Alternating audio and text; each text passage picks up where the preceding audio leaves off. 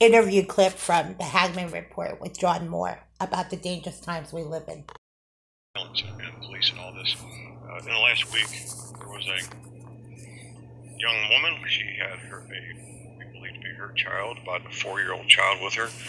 It looked like in a subway, who had a mask hanging on her chin as opposed to on her nose, and apparently refused to put it over her nose. And 5 police officers did a takedown.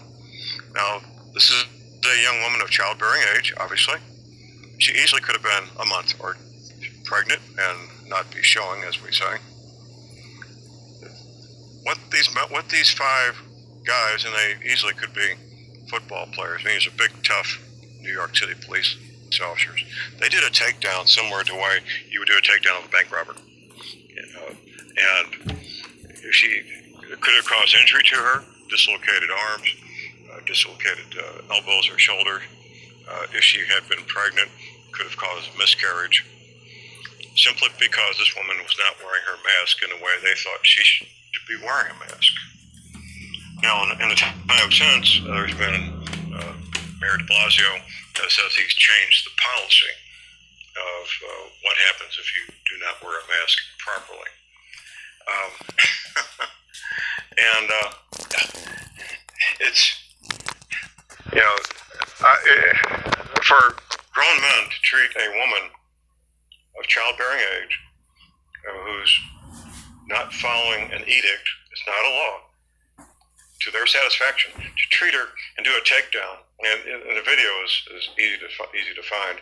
Just put woman arrested, Brooklyn, and it'll pop up pretty quick. Yeah, Eric, if you want to pull that It's unconscionable. It's simply unconscionable to treat a woman of childbearing age who's committed no crime. Not wearing a mask properly is not a crime. It's not. I'm trying to avoid saying a double negative in the same sentence here.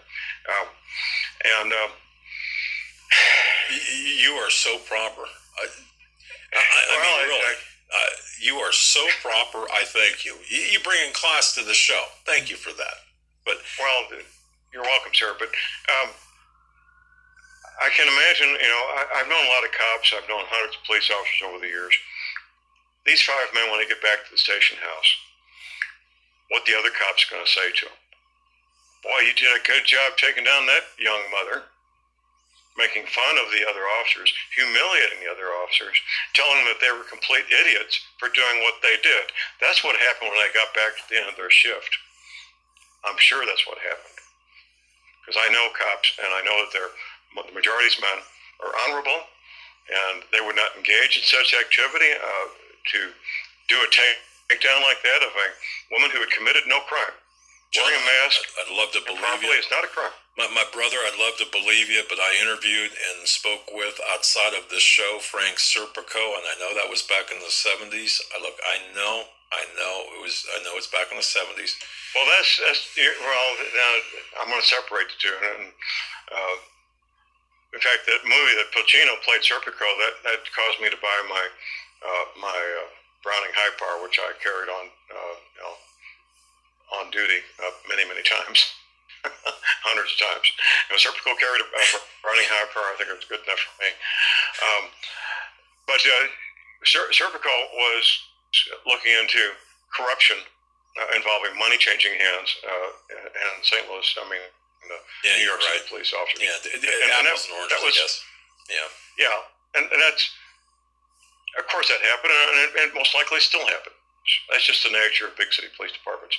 But even these men engaged in that kind of activity would still have honor when it came to treating a citizen who had not committed a crime, especially a young woman of childbearing age. I would look at it as apples and oranges. They could be taking money for activity, but still not engage in something like that. I would have to apply this. I can only hope, and John, I do look. I can only hope they get back to the station. Hey, you go work out in the gym, and I'll spot you. I'll spot you with the with the barbell. I'll spot you. Go ahead. Does this make them feel empowered? And see, I don't get this mentality. And if John, look, if I would have been there and that would have happened, God forbid if it would have happened to any of my family members, we'd have a problem. Well, let's bring up something we talked about before, Matt Bracken. Yeah. Now, that situation in Brooklyn, I don't know if you saw the video or not, but a alpha male warrior observing that, who was armed, could easily have said, "Gentlemen, stand down. Gentlemen, stand down." And be ready to use deadly force to stop these 5 men. Each one weighed a minimum of 200 pounds. There were no skinny guys there. Against a woman who maybe weighed 130, maybe. And really, we're talking about a ton of muscle and bone, literally, not figuratively. Well, not half a ton. Half a ton, yeah. Half a ton, 1,000 pounds. Still, it's going to leave a mark. It's still a lot. It's a lot of muscle and bone. 1,000 pounds of muscle and bone against a petite woman who weighed maybe 125, 130 pounds. For an alpha male warrior who was armed to be observing that, the right thing for him to do to prevent this woman from being seriously injured. And that was a violent takedown. These guys were not being gentle. This was a violent takedown of a petite woman of childbearing age who had not committed a crime. And the right thing for an alpha male warrior who was armed to do would be to, first of all, politely say, with a command voice, as Matt Bracken said in his novel, to order them to stand down, and then to take action to prevent these men from causing serious physical injury or death to this young woman. Well, you've got 1,000 pounds of muscle and bone against a petite woman who weighs 130 pounds. You can easily break things or kill her, either one, or kill her child that she's carrying because she's being of childbearing age. She easily could have been pregnant. Who in the world do you call? No, hey, hang on a second, stand down, and you drew down on 5 cops. What do you call the cops?